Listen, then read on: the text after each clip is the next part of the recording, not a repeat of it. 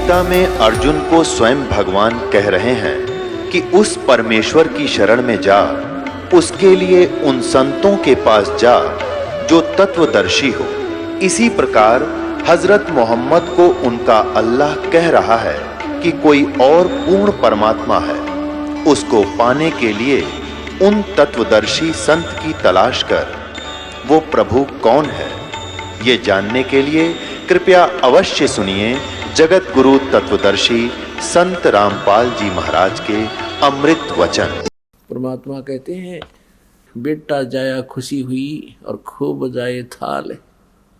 ये तो आना जाना लगा हुआ है ज्यों कीड़ी का नाल। एक व्यक्ति को 12 वर्ष शादी विवाह के उपरांत पुत्र प्राप्त हुआ और उन्होंने एक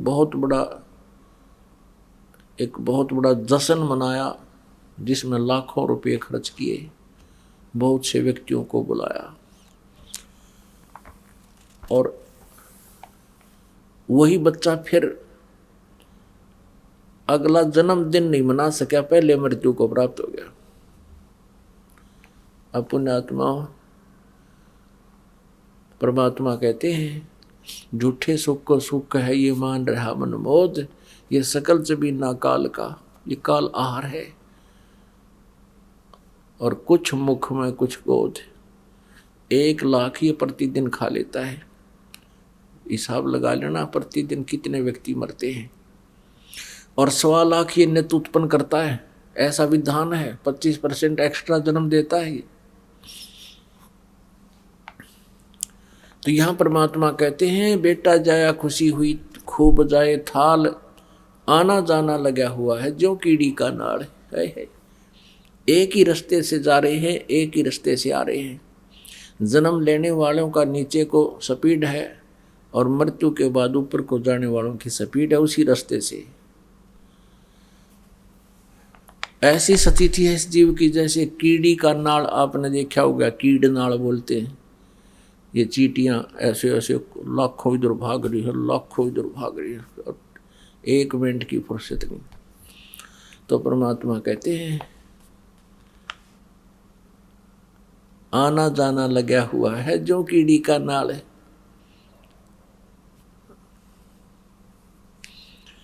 कहने का भाव ये है परमात्मा का कि मान लीजिए परमात्मा ने आपको पुत्र दिया, इसमें खुशी मनाने की आवश्यकता नहीं है। इतनी खुशी है कि भगवान ने एक आत्मा भेजी है और हम इसको प्रभु के चरणों में समर्पित करें और उसके सेवा करें, उस परमात्मा के बच्चे की, आत्मा की, लड़का हो या लड़की। अब परमात्मा कहते हैं कबीर साहब, राम रटत कन्या भली, साकट भलो न पूत। जैसे बकरी के गल में गल थना, जिसमें दूध न मूत। बकरी के गल में एक थन जैसी एक एक्स्ट्रा खाल लटकती है, थन सतन जैसी। तो उदाहरण देते हैं परमेश्वर कबीर जी के, राम रटत कन्या भली, बेटी भली तो भगवान की भक्ति करती है, और साकट भला ना पूत। साकट किसे कहते हैं? जो स्वयं भक्ति नहीं करे और जो भी उसके अधीन या उससे संबंधित है उनको भक्ति करने नहीं दे। केवल भक्ति करने से मना करने वाला ही नहीं, जैसे कई ऐसे बच्चे हैं जो इतनी शरारत, इतनी गलतियां कर देते हैं। कोई शराब पीता है, कोई चोरी करता है, कोई और बकवाद करता है, काम नहीं करता है, तो वो भी उसकी भक्ति में बाधक है। और जो पुत्र नाम नहीं लेता उसके ऊपर फिर कर्म के दंड आपदाएं आएंगी। अब बेटे पर आपदाएं आवेंगी, कोई दुख होगा, माता पिता पर देखा नहीं जा सकता उसका दुख, उसके दुख में दुखी होते हैं। और परमात्मा कहते हैं, राम रटत कन्या भली, वह बेटी अच्छी जो भगवान की भक्ति करती है। क्योंकि बेटी के ऊपर कोई कर्म का दंड आवेगा, प्रारब्ध में कोई कष्ट होगा, उसको परमात्मा की भक्ति निष्क्रिय कर देगी, उस बेटी पर आपत्ति नहीं आवेगी। और बेटी दुखी नहीं होगी तो माता पिता भी सुखी रहेंगे और भक्ति आराम से कर सकेंगे। और यदि बेटी भक्ति ना करती होती, उस पर रोज की कोई न कोई कंप्लेंट आती, पति शराब पीता है, बेटी को पीटता है, या कोई और आपत्ति आएगी, बेटा मर गया, बेटी मर गई और समस्या आ गई, तो माता पिता की भक्ति में वह बाधक होती बेटी भी। तो यहाँ परमात्मा कहते हैं राम रटत कन्या भली, क्योंकि वो दुख का कारण नहीं बनेगी। और साकट भला ना पूत, बेटा वो साकट कहते हैं, इसे बेटे की जरूरत नहीं जो भक्ति ना करता। और वो लड़का जो भक्ति नहीं करता वो कैसा है आपके लिए? जैसे छेरी के गल में गलथना जिसमें दूध न मूत, यानी किससे काम का भी कोई नहीं। तो कहने का भाव ये है पुण्यात्माओं कि वो बकरी के गल में थन जय आकार का खाल लटकता है,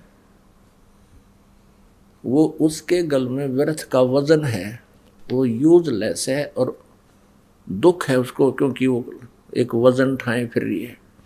तो ऐसे वो पुत्र जो साधना नहीं करता, वो माता पिता के सिर पर ऐसे बोझ समझ लो जो भक्ति करते हैं। और पुत्र भक्ति नहीं करता, बेटी भक्ति करती है तो वो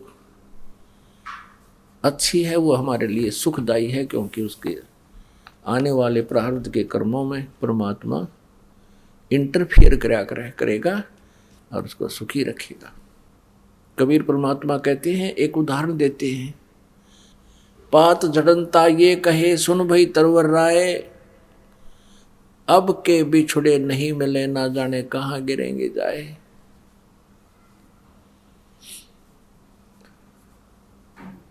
जैसे एक परिवार के सदस्य की मृत्यु होती हो, कोई ऐसी बीमारी हो जाती है कब मृत्यु निश्चित है, फिर वो मन में विचार करता है भगवान ना पता है कहाँ जन्म होगा, कहाँ जाऊंगा।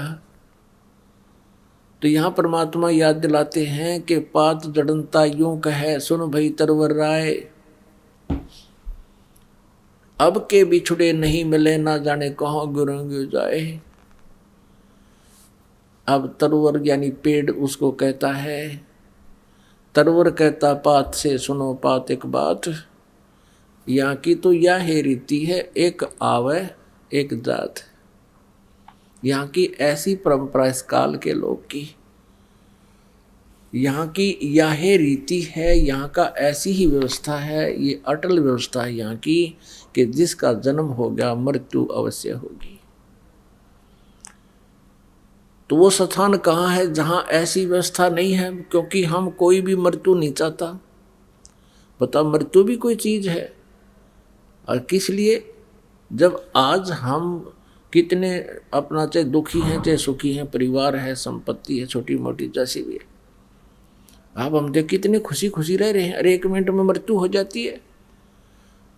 तो ये क्या हमारे साथ एक बहुत बड़ा धोखा है, हमारे को कति मूर्ख बना रखा है चौड़े में। प्रतिदिन हम देखते हैं उसका पुत्र मर गया, उसकी पुत्री मर गई, उसका 2 परिवार के सदस्य एक एक्सीडेंट में मर गए। अपना डर गति नहीं, अपनी चिंता नहीं, हम फिर भी ऐसी मस्ती में रहते हैं। परमात्मा कहते हैं मौत बेसारी बावड़े तो अतरज कर दिया कौन, तन माटी में मिल जाएगा जो आटे में लौन। एक बार युधिष्ठिर जी से यक्ष ने प्रश्न किए थे कि इस विश्व में सबसे बड़ा आश्चर्य क्या है? युधिष्ठिर जी ने उत्तर दिया था कि सबसे बड़ा आश्चर्य ये है कि हम प्रतिदिन अन्य को मरते हुए देखते हैं, परंतु अपने मरने की चिंता कतई नहीं होती। तो यहाँ परमात्मा कबीर जी कहते हैं कि मौत भूल गया बावड़े, तने अचरज किया कौन, और तन माटी में मिल जाएगा जो आटे में लौन। अब मृत्यु वैसे तो सभी को पता है मृत्यु होगी, आपको भी पता है, लेकिन हम ये सोच करके अभी मृत्यु नहीं होगी क्योंकि अभी तो मैं 60 वर्ष का हूं, मनुष्य का जीवन 100 वर्ष तक बताते हैं, तो हमने अटकल ला रखी है कि 40 वर्ष तो और जीवन रहेगा ही रहेगा। अब कोई 20 वर्ष का है, उसकी तो कहना है क्या बहुत लंबी उम्र अभी तो। अब खाक लंबी है, 1 मिनट में मृत्यु हो जाती है, क्या लंबी है ये। ना जाने काल की कर डारे, किस विध ढल जा पासा वे, और जिनाते सरते मौत खुड़क दी, उन्हानू केड़ा हासावे। एक समय आदरणीय नानक साहिब जी के पास जैसे भगत जन जाते हैं संतों के दर्शनार्थ, कुछ तो अनुयायी होते हैं, कुछ अन्य आ जाते हैं श्रद्धालु। वो पूछते हैं कि हे प्रभु, आप कभी हमने यानी खुशी दिखाई नहीं दी, कोई विशेष आपके चेहरे पर विशेष खुशी के चिन्ह नहीं, आप मायूस से रहते हो, क्या कारण है। तो उन्होंने कहा, नानक साहब जी ने कहा कि ना जाने काल के कर डारे, और किस विध ढल जा पासा वे, जिनाते सरते मौत खुड़क दी, उन्हानू केड़ा हसावे। अपने आत्मा के संतों को पता हो जाता है कि यहाँ किस चीज़ पर खुशी मना रहे हैं, क्या पर बैंड बाजे बाजे शायद विवाह होता है तो धरती आकाश एक कर दे हैं मूर्खता के कारण ये प्राणी। और आजकल तो एक बीमारी और नई लागी डीजे बजाने की, और एक और नया सांग करने लग गए सारे नाचने वाले, बेटा भी बेटी भी, बाप भी माँ भी, कंदर हो गए सारे बिना ज्ञान के, शर्म रही ना लाज रही। और किस लिए नाच रहे हो, पुत्र का विवाह हो रहा है। एक समय ऐसे तो बहुत घटना घटती है, पर एक आधी तो हर दिन छू जाती है।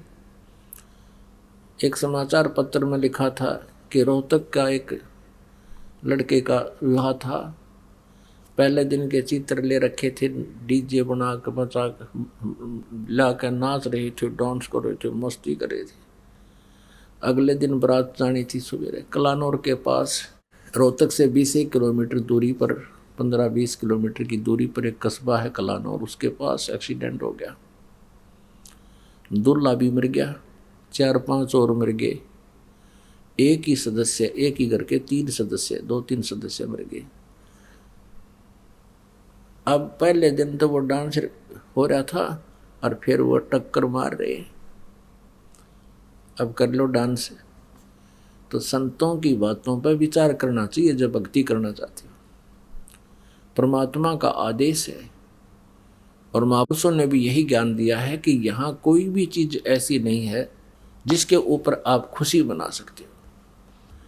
परमात्मा कहते तुम तो एक पुत्र और उसके ब्याह में फूले नहीं समाते, 1 लाख पूत 1.25 लाख नाती, उस रावण के आज दीवान बाती। कैसा काल की करड़ाई आई, 1 लाख पुत्र थे, 1.25 लाख एक से एक शक्तिशाली और समृद्ध रिश्तेदार थे। आप जी का हमारा तो एक कोई रिलेटिव अच्छा कोई MP MLA हो जाए, हम तो फूले नहीं समावा, और धरती तो उल्टा ना जाने की गलतियां कर दें। तो परमात्मा याद दिलाते हैं 1 लाख पूत 1.25 लाख नाती, उस रावण के आज दीवान बाती। क्या कहते हैं, आवत संग ना कोई जात संगाती। रावण के 1 लाख पुत्र थे और सारे मृत्यु को प्राप्त हुए राम रावण युद्ध में, और उसका कोई दीपक जलाने वाला शेष नहीं रहा, और फूला नहीं समावा था। मेरा 1 लाख बेटे, किसी का एक पुत्र हो जाता है तो वो एक बड़ा खुशी हो जाता था। और अभी 20-30 वर्ष पहले, 40 वर्ष पहले तो जितने पुत्र हो जाए उतने थोड़े, और जितने ज़्यादा पुत्र हों उतना गुणा खुश फूला नहीं समावा मानस। व्यक्ति की ऐसी स्थिति थी। अब परमात्मा कहते हैं 1 लाख पूत 1.25 लाख नाती, उस काज की कोई दीपक लाने वाला नहीं। इस काल के लोक में किस वस्तु को तुम अपनी मान कर बोल रहे हो भगवान, और बैठ गए जम के यहाँ पर ये स्थान तुम्हारा नहीं है, ये ठिकाना तुम्हारा नहीं है। या तो मनुष्य जीवन इसलिए मिला था कि आप परमात्मा को याद करो, भक्ति करो। परमेश्वर कबीर जी ऐसे बताने आए थे अपने बच्चों को कि तुम मेरी संतान हो, तुम सतलोक में रहा करते थे, वहाँ तुम्हारी जन्म मृत्यु नहीं होती थी और वहाँ कोई कष्ट नहीं था, किसी चीज़ का अभाव नहीं था, अकाल नहीं गिरते थे, फ्लड नहीं आते थे, भूकंप नहीं आते वहाँ पर, सदाबहार पेड़ वृक्ष, सदाबहार हर वस्तु। तुम उसको छोड़कर वो सुख यहाँ तलाश कर रहे हो, यह तलाश, ये सुख नहीं है। वहाँ सबका अमर शरीर है, आपका परिवार है, आपके वहाँ पूरे महल के महल खाली पड़े हैं, बहुत सुंदर महल हैं वो, जहाँ से आप अपनी गलती से छोड़ कर आ गए। इस काल ने आपको बहका लिया, बड़े सुंदर बाग बनाऊंगा, बगीचे बनाऊंगा, ये करूंगा। हम जो वहाँ से पुण्य लाए थे वो भी खर्च करवा दिए इसने, यहाँ पर लूट लिया अपने को। अब आपको भक्ति करा के उतना ही धनी बनाकर, जितने आप वहाँ से धन लेकर आए थे उतना ही धनी बना करके और इसका भी कर्जा उतार के तब सतलोक ले जाया जाएगा। परमात्मा कहते हैं, कहे कबीर अंत की बारी, लास्ट समय में, अंत समय में मृत्यु की होगी तब, हाथ झाड़ जैसे चला जुआरी। जैसे कोई जुए में हार जाता है लाखों रुपए और फिर हाथ मसलता जाता है, नाश हो गया, अरे नाश हो गया, सब कुछ लुट गया। कहते हैं जो भक्ति सत नहीं करते, सत साधना नहीं करते, कहे कबीर अंत की बारी, हाथ झाड़ जैसे चला जुआरी, ऐसी दशा होगी। तो यहाँ हम खुशी जो मनाते हैं, हम किसी वस्तु के ऊपर एक विशेष प्रक्रिया करते हैं, जन्मदिन मनाते हैं, उस पर भी पता नहीं किए सांग करते, बेमतलब की बकवादे हैं। भगवान ने पुत्र दे दिया, पुत्री दे दी, उनका पालन पोषण करो, उनका पढ़ाओ लिखाओ, फिर उनको भक्ति कराओ साथ के साथ, उनके अच्छे संस्कार बनाओ उन बच्चों में, इतना सा काम है। फिर उनका विवाह कर दो और अपना भक्ति करते रहो, वो भी भक्ति करें, आप भी करो, आप भी पीछा छुटाओ, उन बच्चों को भी उसी दिशा में रखो, उनका भी कल्याण हो। तो आप माता पिता हैं सच्चे। परमात्मा कहते माता सोए सराहिए जो पुत्र दे उपदेश।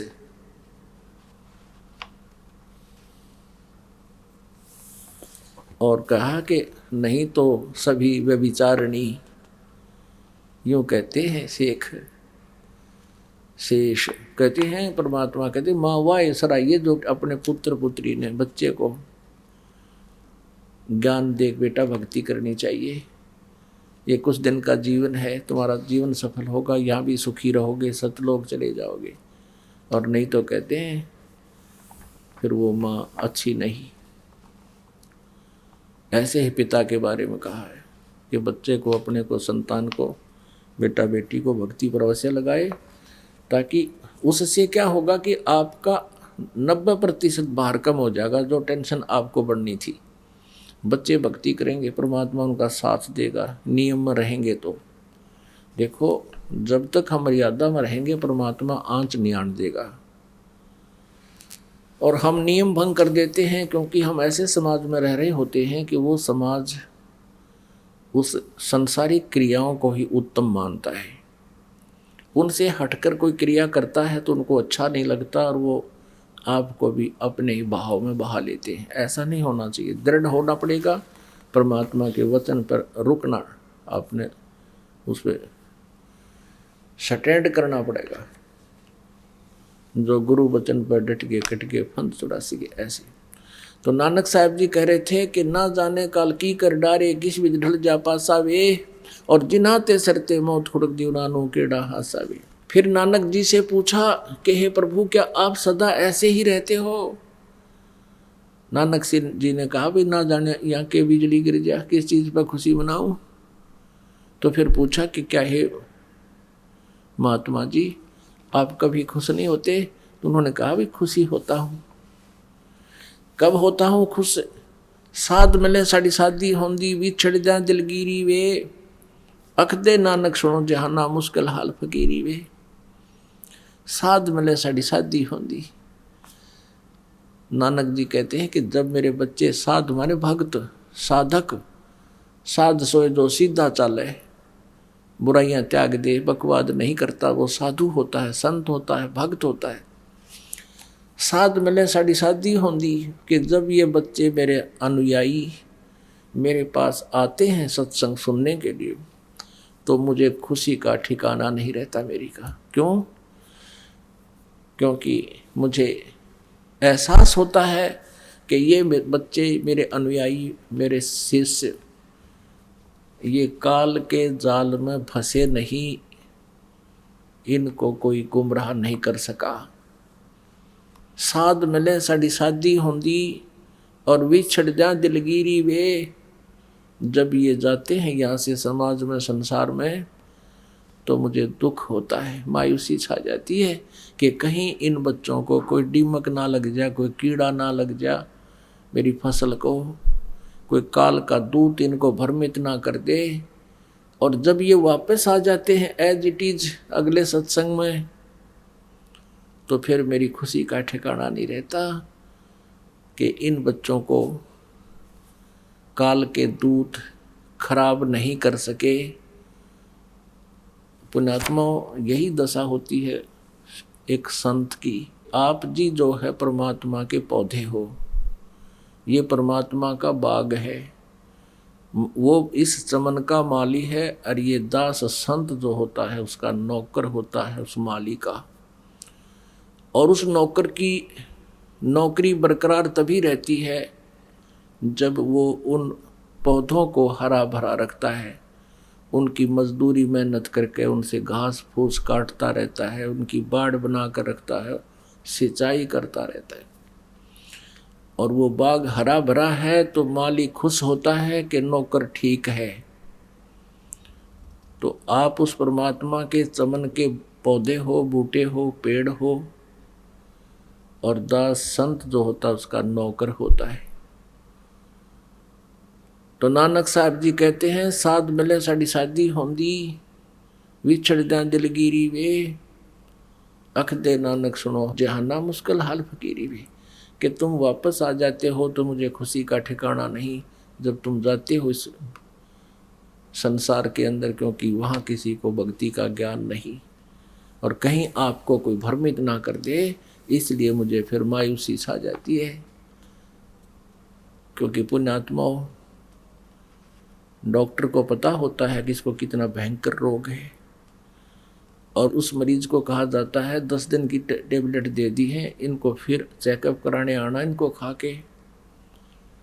अब वो नहीं आता है तो उस डॉक्टर को पता होता है कि या तो उसने कोई नीम हकीम टकरा गया जिससे वो यहाँ नहीं आया और अब वो मरेगा, और या उसने टेबलेट नहीं खाई, औषधि पूरी खाई नहीं, आया नहीं, उसकी मृत्यु होगी।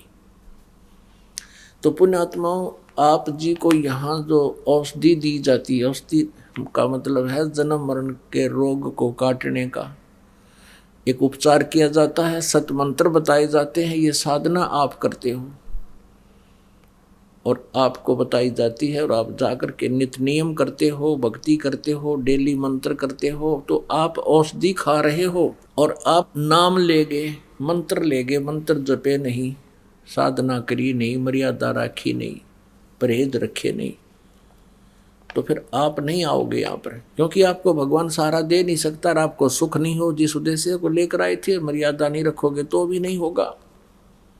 तो आप यहाँ नहीं आता जो प्राणी, इस दास को पता है कि वो काल के हत्थे चढ़ गया, या तो किसी ने मिसगाइड कर दिया है, या उसने टेबलेट खाई नहीं, यानी भक्ति नहीं की, जिस कारण से वो जिस वांछित वस्तु को चाह रहा था वो मालिक ने मौज बख्शी नहीं।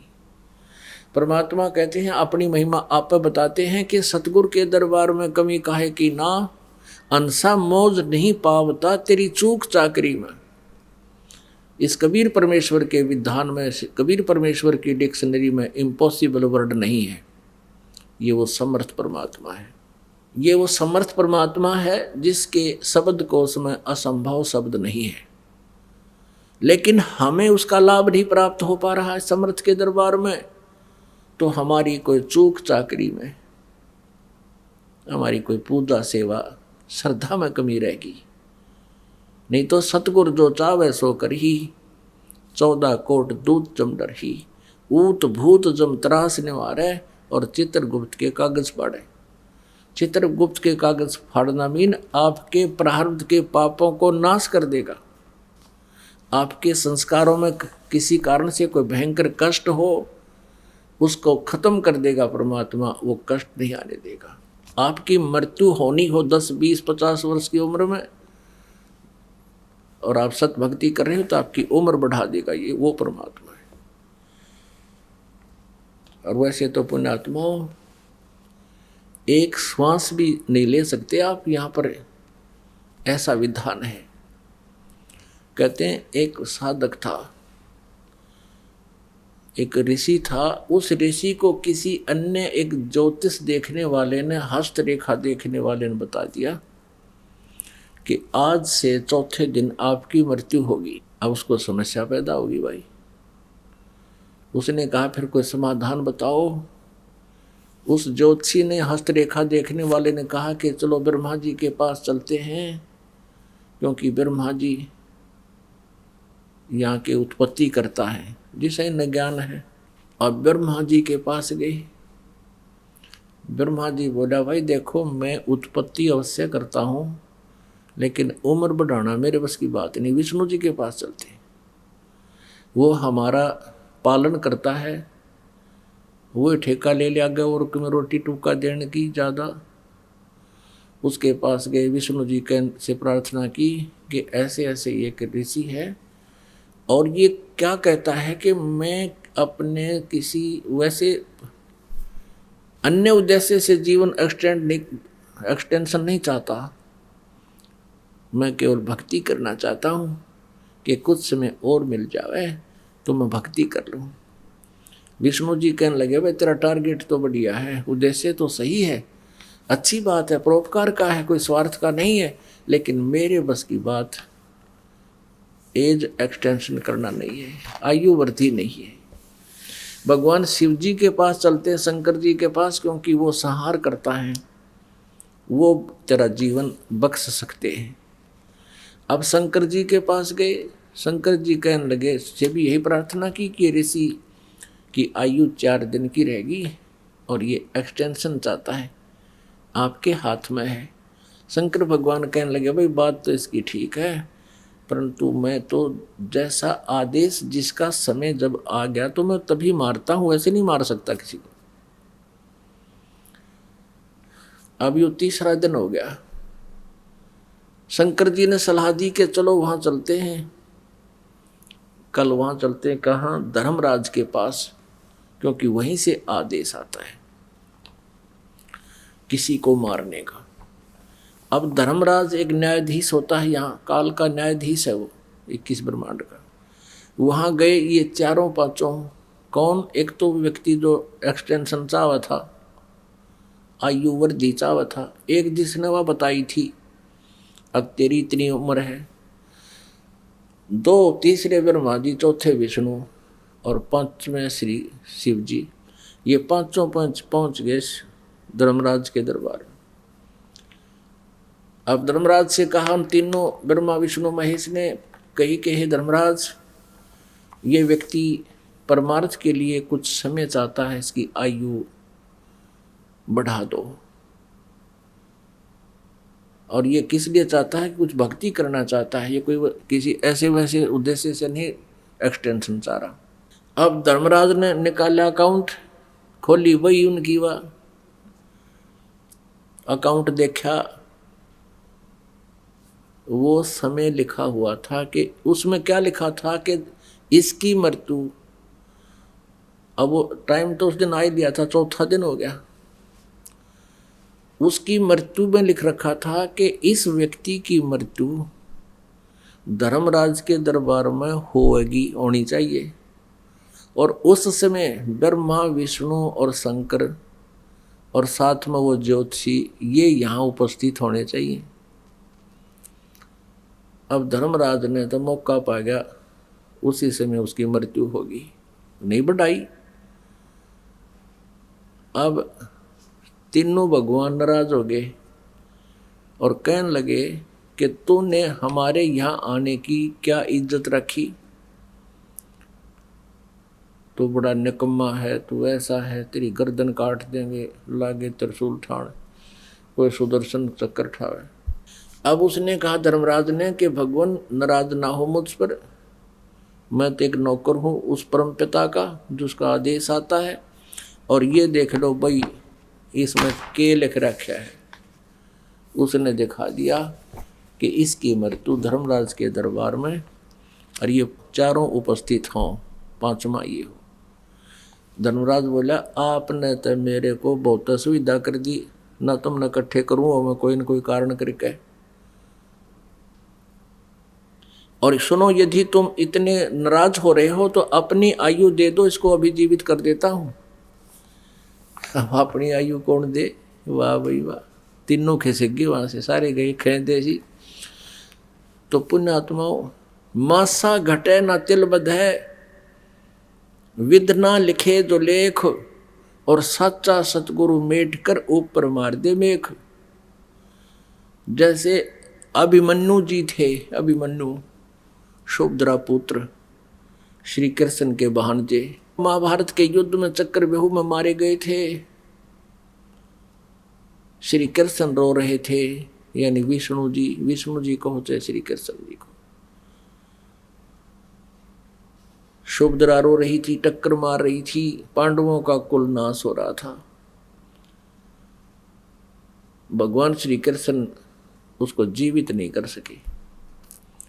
आपने एक और सुना होगा कि भगवान श्री कृष्ण और अर्जुन एक साधु भेष बनाकर राजा मोरध्वज के घर गए थे, और वहां एक माया का शेर बना लिया, सिंह, और उनसे कहा था कि हमारा शेर मांस खाए मनुष्य का, और सुन ले, मनुष्य का भी आपके घर के सदस्य को खाएगा, कदे कोई पल्लेदार न पकड़ जाओ।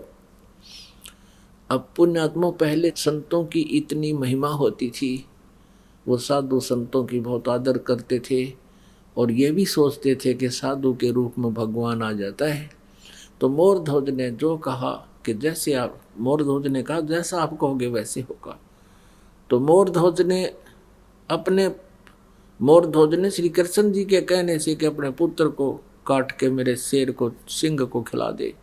दोनों पति पत्नी ने बच्चे को आरे से चीरना शुरू कर दिया, काट दिया, आर पार कर दिया, और उसको जीवित कर दिया श्री कृष्ण जी ने। अब ये क्या कारण? जब तक इन किसी प्राणी के श्वास हैं तो उसको ये जीवित कर सकते हैं, अगर उसकी आयु नहीं है तो ये जीवित नहीं कर सकते। तो यही कारण था कि अभिमन्यु की आयु शेष नहीं थी, उसकी मृत्यु संस्कार इतना ही था उसका जीवन, और ताम्रध्वज की आयु शेष थी, उसको काट के जीवित कर देना इनके लिए कोई बड़ी बात नहीं, भगवानों की सिद्धि है। जैसे एक समय एक कश्यप नाम के ऋषि थे, एक कश्यप नाम के ऋषि थे, और वो चले जा रहे थे कहाँ? राजा परीक्षित के पास। कारण क्या था? उसको पता लग गया था कि राजा परीक्षित को 7वें दिन सर्प डसेगा, और वो भी तक्षक, यानी बहुत भयंकर, इन तक्षक सांप बहुत भयंकर विष वाला। और उस तक्षक को पता लग गया कि कश्यप ऋषि आ रहे हैं, और सुना है कि वो उद्देश्य क्या लेके आ रहे हैं कि मैं उस ऋषि को डसूंगा, ये जीवित करेगा। और मेरे को आदेश मिला है एक अन्य ऋषि का कि तुझे तक्षक डसेगा परीक्षित, और मैंने नहीं डसा, तक्षक सोच रहा है, तो वो ऋषि मुझे श्राप देगा।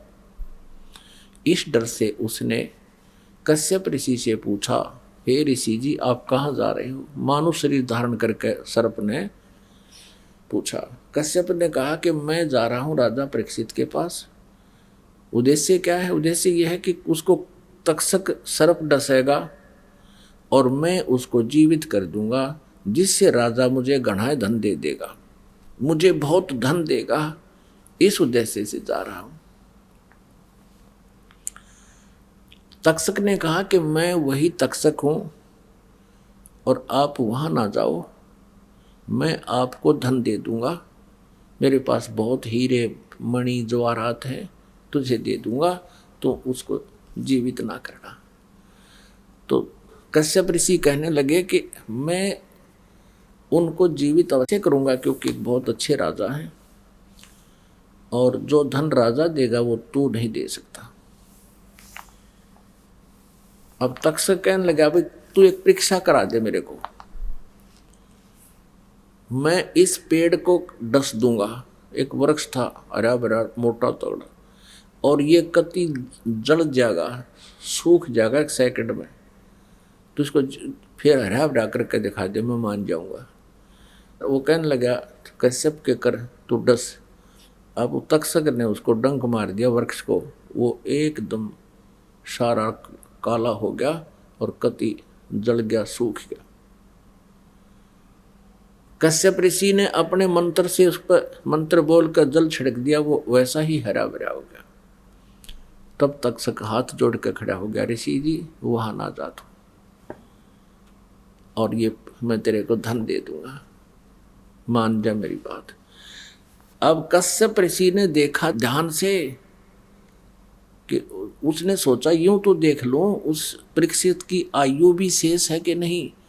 तो क्या देखा उसने, अपनी दिव्य दृष्टि से, सिद्धि होती है, उसने देखा कि परीक्षित का प्रारब्ध भी ही इतना है, आगे उसकी आयु शेष नहीं है। तब उसने कहा कि ठीक है, मैं उसको जीवित नहीं करूंगा, आप मुझे धन दे।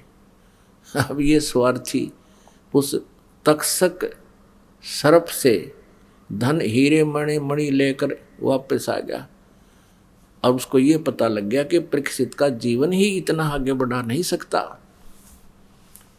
अपने आत्मा इन अमरे सी कहा करते, अरे ये डोवा डले है तेरा गजब भैया, 10-10 साल 12-12 वर्ष बैठ कर नौकोटी साधना करके सिद्धि प्राप्त कर ली, और वह भी क्या विस्तारण का जाड़ा लाना सीख गया किस्म का, और उसके बदले पीछे लेने चल पड़ा। और जब पता लगा कि उसको वो जीवित हो नहीं सकता क्योंकि उसकी आयु नहीं है, तो सौदा वहां पटा लिया। ये ऋषि थे हमारे। अपन आत्माओं जब आप तत्व ज्ञान से परिचित हो गए, जब पता चलेगा ये किसे ऋषि थे, ये तो माया के पुजारी थे। कहते हैं तत्व भेद कोई ना कहे रे झूम करा, ये पैसे ऊपर नाच सुनो रे झूम करा। एक समय एक गांव में एक मनीराम नाम का ब्राह्मण सत्यनारायण की कथा प्रारंभ कर दी उसने, और 30 दिन के लिए रख दी। उसने सोचा 30 दिन गांव में ते रोजाना 10-10, 20-20 रुपये आएंगे, तो भी 30 दिन में 500-600 रुपये तो होंगे। इस उद्देश्य से लंबा टाइम रख दिया, और अच्छे श्रद्धालु व्यक्ति होते थे, उन्होंने कर दिया शुरू। उसी गांव में एक 2-3 नालायक आदमी थे। उन्होंने सोचा कि भाई यो ब्राह्मण 30 दिन हो गए, इसने गांव से पैसे लेकर जाएगा, जिस दिन उसकी कथा का भोग पड़ना था 30 दिन के बाद, उस दिन उस सारे महीने में 30 दिन में मनीराम ब्राह्मण को केवल 30 रुपये ही दक्षिणा आई। वैसे तो बहुत पुरानी बात है, 30 रुपये चांदी के बहुत गणे होते थे। आज के तो मेरे ख्याल में वो 30,000 रुपये हो जाए, जो उस समय 30, क्योंकि उस समय तो 1 रुपये की भैंस आया करती, तो आज 40,000 में आवे। फिर भी क्या हुआ कि 30 रुपये टोटल आए पूरे महीने में, 30 दिन कथा करी। उधर से उसी गांव के कुछ शरारती व्यक्तियों ने गांव से चंदा कराया और दिल्ली से एक नाचने गाने वाली लड़की ले आए, और उसी दिन सांग उसका जोड़ दिया, जिस दिन पंडित जी की कथा का भोग पड़ना था। उस दिन क्या हुआ कि उस चंपा कली के तो पैसे आए 500 रुपये उस दिन, सब ने चढ़ा जी, गांव के नो सब सारे गांव के व्यक्तियों ने 500 रुपये उसके डांस से खुश होकर 500 रुपये चढ़ा दे दिए उसको तो 500 रुपये प्राप्त हुए एक के दिन में। और मनीराम जी ने 30 दिन तक खड़ा करा, उसका 30 रुपये आए। अब लेकर 30 रुपये चल पड़ा। उस समय परमेश्वर कबीर जी की प्यारी आत्मा आदरणीय गरीबदास साहिब जी छुडानी वाले, जिला जज्जर, गांव छुडानी, हरियाणा में, वो यहाँ आए हुए थे। परमात्मा उनको मिले थे, गरीबदास जी को, कबीर परमेश्वर जी। उसके बाद गरीबदास साहिब जी की जो आत्मा है वो तत्व ज्ञान से रंगी जा चुकी थी, कई शिष्य भी हो गए थे। तो उस समय गरीबदास जी वहाँ बैठे थे और 5-4 भगत भी बैठे थे। उधर से वो मनीराम ब्राह्मण आ गया और बैठ गया। क्या आओ ब्राह्मण, आओ ब्राह्मण बैठो, बैठ गया। और वो कहने लगा, क्या कह रहा था कि महाराज जी बस के पूछो मत, बेड़ा गर्क हो लिया जनता का था, बस पूछो मत। ऐसा है कि भक्ति तो सबका मन उठ गया, क्या होगा इस जनता का। अब काफी देर का वो करता रहा, बिरड। तब उन्होंने पूछा, वो शिष्य बैठे थे गरीबदास जी के, कि महाराज जी क्या दुख है इनको, क्या हो गया इनके साथ, ये बता भी नहीं पा रहे खुल के।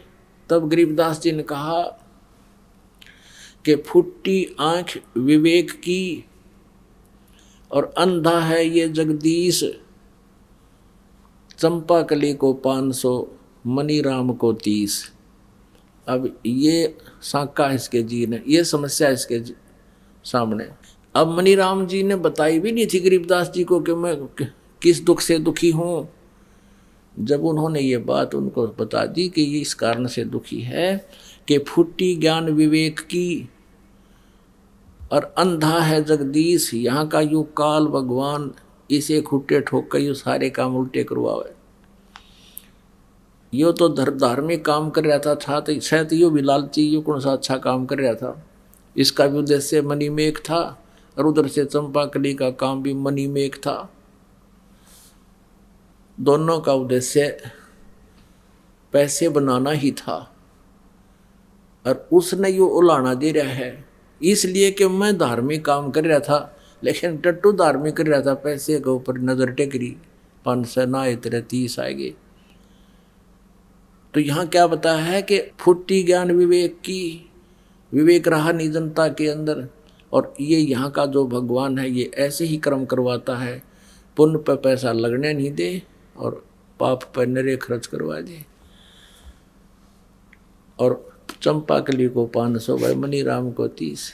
ये नो ऐसे समस्या में ग्रस्त है, नो दुखी हो रहा है। चरण पकड़ लिए मनीराम ने, ए भगवान आपको कैसे पता चला। तो परमात्मा ने कहा, भाई मुझे पता कैसे चला यह तो बात बहुत अलग है, बाकी आपका उद्देश्य उस चंपाकली तक कम नहीं था। हाँ जी, कति नो कहना। अब ज्ञान हुआ, परमात्मा ने उसको बताया कि इस माया का तू के चाटेगा, तुम कथा करते फिरते हो, तुम्हें खुद ज्ञान नहीं, पारायण करते फिरें ये घर घर बार द्वार, आप ज्ञान है नहीं और किसका करो उद्धार। जब तुम औरों को पार करने के चक्कर में फिरने लग रहे, तुमने ज्ञान कति को नहीं, क्या का पार करोगे। आज तुम कथा करने का ठेका लिए बैठे हो, किस लिए करते हो कथा, क्या तुम उद्धार कर दोगे ये जमान का, साधक का, भगत का। जब राजा परीक्षित को सर्प ने डसना था तो सभी ने सोचा था कि राजा परीक्षित बहुत ही अच्छे व्यक्ति हैं, इनका जीवन एक्सटेंड हो, अच्छे धार्मिक राजा हैं। तो उस समय एक बताया गया था कि इस श्रीमद् भागवत की कथा इसको 7 दिन सुनाई जाए, 7 दिन या कथा की जाए, ये समाधान है इसका। तो उस समय गरीबदास साहिब जी ने बताया कि उस समय ये वशिष्ठ मुनि जी भी वहीं थे और व्यास जी जिन्होंने ये 18 पुराण सुधा सागर श्रीमद् भागवत लिखी है, वो भी वहीं विद्यमान थे। किसी की हिम्मत नहीं पड़ी कथा सुना दे, क्योंकि 7वें दिन परिणाम आना था और उसकी पोल खुल जानी थी। सब पीछे हट गए। सुखदेव ऋषि बुलाए गए स्वर्ग से, विमान में बैठकर आए स्वर्ग से। उन्होंने 7 दिन कथा सुनाई। अब 7 दिन कथा सुना के कंटिन्यूसली, और उधर से उसको ये पता था कि 7वां दिन तेरी मृत्यु होगी।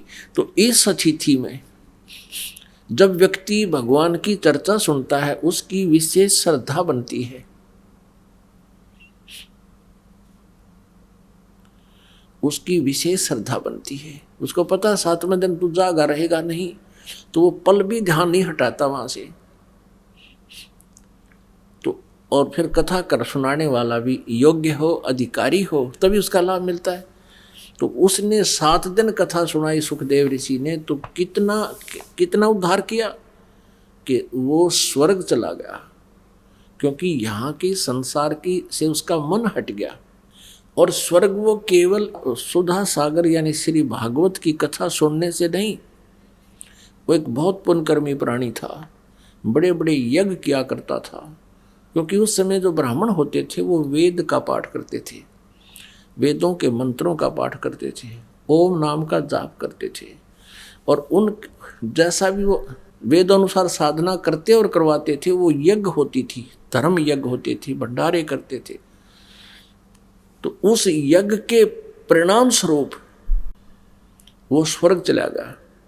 लेकिन उस कथा ने इतना काम किया, वो भी अधिकारी के द्वारा सुनकर, कि उसकी आस्था यहाँ से हटकर और श्रीमद् भागवत के अंदर वर्णित उस स्थान की, भगवान श्री कृष्ण की महिमा से वो उसमें आस्था बन गई। और जहाँ आशा ता बासा होई, मन कर्म वचन सुमरियो सोई, इस आधार से वहाँ चला गया। तो इन कथाओं से हमने पुण्यात्माओं एक बहुत निष्कर्ष निकालना अच्छा, और अपने जीवन को उसी तरह ढालना है। अब जैसे अब किसी ने देख ले मेरे गुरु बन गए, मैं भी तो तुम्हारे पाठ कर दूंगा, कोई काख में पोथी दे और चल पड़े है, मैं भी पाठ कर दूंगा। क्यों चल पड़ते हैं? क्योंकि उनको पता है पैसे चाहिए, और श्रद्धालुओं ने साधना करवानी है, अनुष्ठान करवाना है, और वो स्वयं ज्ञान से अपरिचित हैं श्रद्धालु, इसलिए इन नकली गुरुओं का और पाठकरणियों का दाव लगा हुआ है। ये तो ऐसे पाठकरणियाँ हैं। एक बार एक राजा ने घर बनाया, महल, और उसमें ब्राह्मण ने बता दिया कि इसमें विद्वान ब्राह्मणों से 5-7 ब्राह्मणों से जाप करवा दे, यानी पाठ करवा दे, मंत्रों के जाप करा दे, वेदों के मंत्रों के। तो ऋषि ने वजीर की ड्यूटी ला दी। भाई वजीर तू जा ढूंढ के, ब्राह्मणा ने एक अच्छा काशी विद्यापीठ पढ़ कर आया हुआ था एक ब्राह्मण, उसका पता लगा तो वजीर ने वो बुला लिया। उसने अपनी साधना शुरू कर दी। प्रतिदिन 1 मोहर दे दे वो मंत्री उसको दीक्षिणा की। 1-2 दिन जब उसने जाते हो गया, रोजाना 1 मोहर मिले, 1 असरफी, जो आजकल आज के हिसाब से लाओ तो 10-20 हज़ार की हो, मनवन जैसे 1 10 ग्राम की होती थी वो, आजकल तो 26,000 रुपये 25,000 रुपये तोला हो रहे हैं। तो वो 1 असरफी यानी 1 मोहर लेकर आव डेली। उसकी पत्नी ब्राह्मणी ने नए तक कपड़े सिलवाए, नए मंगाए जूते, और फिर उसी कॉलोनी की स्त्रियां एक कुएं पर जल लेने जाती हैं। तब वहाँ देखती हैं एक दूसरे को कि इसमें क्या परिवर्तन किस कारण से हुआ। बड़े सुंदर कपड़े पहन रही है, अच्छे बढ़िया जूते पहन रही है। पूछा उसने दूसरी ब्राह्मणी ने, क्या कारण है, आपने तो बड़े अच्छे कपड़े पहन रखे। उसने बताया, मेरा पति जो है राजा के यहाँ जाप करने जाता, मंत्रों के, वेदों के मंत्रों के, और रोजाना राजा एक असरफी देता है। तो उसने अपने पति ब्राह्मण से कहा कि ऐसे ऐसे फलानी का घरवाला डेली वहाँ मंत्रों का जाप करने जाता है, एक असरफी देता है, राजा आप भी जाओ। वो कहने लगा भगवान वो तो विद्वान है, काशी पढ़ के आ रहा है, मैं तो ऐसा ही हूँ, बस काम चलाऊ। तो वह लड़न लागी कि तू कुछ कर राजी को ना है, तू ऐसा है वैसा है। तो उसने सोची यार रोज लड़ाई रखेगी, चाल देखी जाएगी। वो चला गया, वेशभूषा एक जैसी थी, ये दोनों है, ब्राह्मण वो और ब्राह्मण वो बाह्य आडंबर से। अब वहां पहुंच गया, वो मंत्री से कहने लगा भाई मैं भी आ गया, पाठ करने कहा जा, बैठ जाओ पंडित जी, मन तो जरूर थी 5-7 ब्राह्मण इकट्ठे करने हैं। वो भी बैठा दिया, वो वहां बैठा मंत्र करे, वो वहां बैठ गया। उसने कुछ कहना आवा नहीं था, वो कहे वो भूर्भुवः स्वः, और वो नो कहे जो यू कवे स्वाहा, जो यू कवे स्वाहा। और शाम को दोनों को एक एक असर भी मिल गई। फिर तीसरी को पता चला, उसने और अपना भेज दिया, ऐसे कह सुन के वो भी नाट्या बतेरा मेरे बस का ना है, वो भी भेज दिया। अब वो जाकर बैठ गया, तीसरा भी कहने लगा मैं भी ब्राह्मण हूँ मंत्री जी बोले भाई ठीक है, आजा बैठ जाए यहाँ पर। बड़ी दया करी भगवान ने, देख आप ब्राह्मण भेज दिए, मन तो ढूंढ के लेने थे। अब वो पहला तो अपना मंत्र ठीक बोलता है, दूसरा कहता है जो यू को स्वाहा, जो यू को स्वाहा। तीसरा बैठ के नो कहने लगा कब तक निम्बेगी स्वाहा, कब तक निम्बेगी स्वाहा, यानी कदे तो मेरा पट्टेगा, पिट्टा भी गए। फिर एक चौथी को पता लगा कुएं पे कैसे ऐसे हो गया, उनको पैसे मिलते हैं, वो चौथी ने अपना भेज दिया। वो भी नाटा कि नहीं पार पड़ेगी वहां पर, वो बोली तुम ऐसे ही करते हो, ये है, वो भी चला गया, उसको भी बैठा दिया। अब पहले वाला तो अपने मंत्र जाप करके करता स्वाहा, दूसरा कहता स्वाहा, तीसरा कहता कब तक निम्बेगी स्वाहा, चौथा बोला निम्बन दे जब तक निम्बेगी स्वाहा, यानी जब तक दाव लग रहा है लगा रहने दे स्वाहा। इन स्वा का कहना, यानी कहने का भाव है कि ऐसी स्थिति आगी भक्ति से दूर हो गए। तो क्या परमात्मा जो हमें बताना चाहते हैं कि कबीर परमेश्वर वो समृद्ध शक्ति हैं, उन्होंने अपनी महिमा आप बताई, और जब वो परखे तो पूर्ण पाई। उनको जब हमने परमात्मा को पहचाना और उससे जो सुना था, उससे जो लाभ उससे भी ज़्यादा मिला, तो परमात्मा की महिमा को खरा पाया। तो उन्होंने वो समर्थ शक्ति है, उनके शब्द को उसमें इम्पॉसिबल वर्ड नहीं है।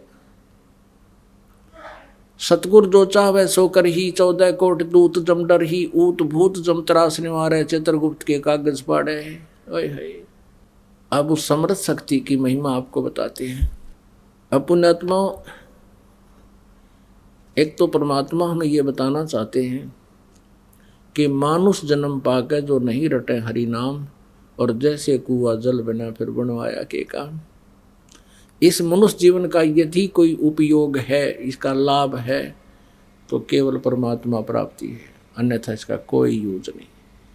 जो कार्य मनुष्य जीवन में हम कर रहे हैं वो पशु पक्षी भी करते हैं, हमसे भी ज़्यादा प्यार से वो अपने बच्चों का पालन करते हैं, प्रजनन करते हैं, और यही क्रिया केवल हम ही करके मर जाते हैं। तो हमारे जैसा नालायक कोई को नहीं।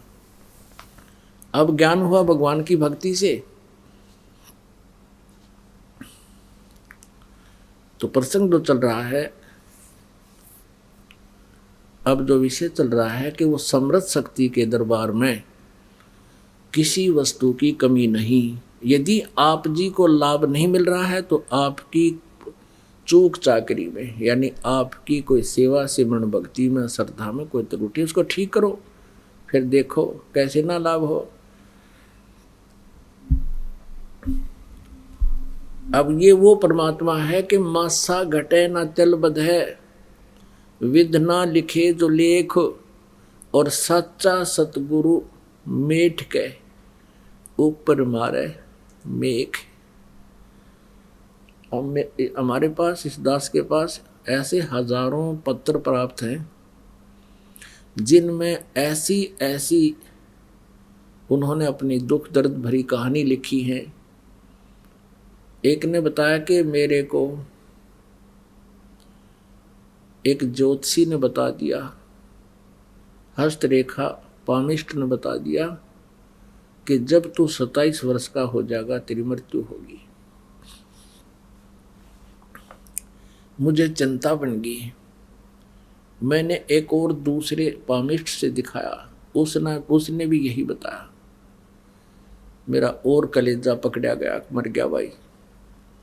उम्र मेरी उसमें 20-21 वर्ष की, मुझसे नहीं रहा गया। मैंने पूछा भी कोई और ज्योतिषी है, कहीं किसी से जिक्र किया, तो तीसरा बताया कि बिल्कुल सब सच बता देता। उससे पूछा, उसने भी यही बताया कि तेरी तो 27 साल की आयु है। अब मैंने सोचा भी मर गया तू, तो बात बिगड़ गई। घर वाले कह तू ब्याह करवा ले, शादी करवा, और मैं नाटूँ ना नो बताऊँ किस कारण से मना करता हूँ कि कहीं इनको भी चिंता हो जा, मैं तो दुखी हूँ ही हूँ। ऐसे कति बिल्कुल खाना पीना भी छूट गया। ऐसे ही उसने सत्संग सुना। एक दिन किसी भक्त ने बताया कि तू क्या तकलीफ है तेरे, उसको भी नहीं बताया। वो कहते कहीं घर वालों को बता दे, चिंता में मर जा। कहने लगा मेरे कोई तकलीफ है भाई, मैं ठीक नहीं हो रहा, इलाज करवा ले कहीं से। भक्त ने कहा कि इलाज मैंने सारा करा लिया, कोई आराम नहीं होता। तो उसने कहा हमारे गुरु जी के पास चल, उपदेश ले ले। वो जो इन पामिष्टों से हाथ दिखा कर आया था, उसने उस भविष्य बता रखा था। वो कहने लगा मेरी बीमारी का इलाज इस पृथ्वी पर कौन है। उसने कहा भी हमारे गुरु जी के पास तो बीमारी बात बता कह है, परमात्मा कबीर जी जो है ना, उम्र भी बढ़ा देते हैं। वो कहने लगा सच्ची है, कहा सच्ची, क्या सच्ची बात है, कहा सच्ची बात।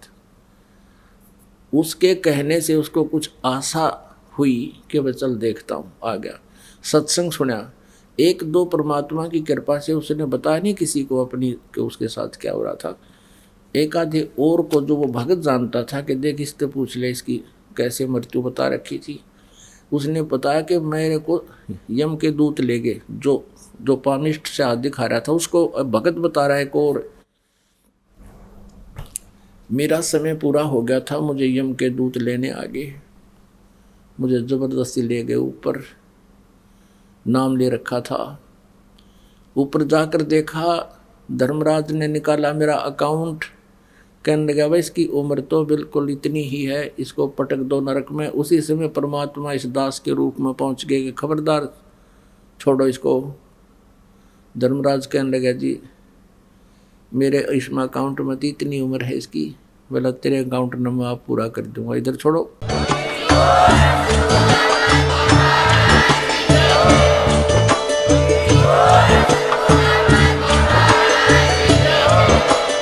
आप सुन रहे थे जगत गुरु तत्वदर्शी संत रामपाल जी महाराज जी के मंगल प्रवचन। अधिक जानकारी के लिए विजिट कीजिए हमारी वेबसाइट www.jagatgururampalji.org। संत रामपाल जी महाराज जी के शुभ आशीर्वाद से पूरे विश्व भर में 500 से भी ज्यादा नाम दीक्षा केंद्र हैं, जिन पर संत रामपाल जी महाराज जी द्वारा ऑनलाइन निशुल्क नाम दीक्षा दी जा रही है। अपने नजदीकी नाम दीक्षा केंद्र का पता करने के लिए संपर्क करें 8222880541।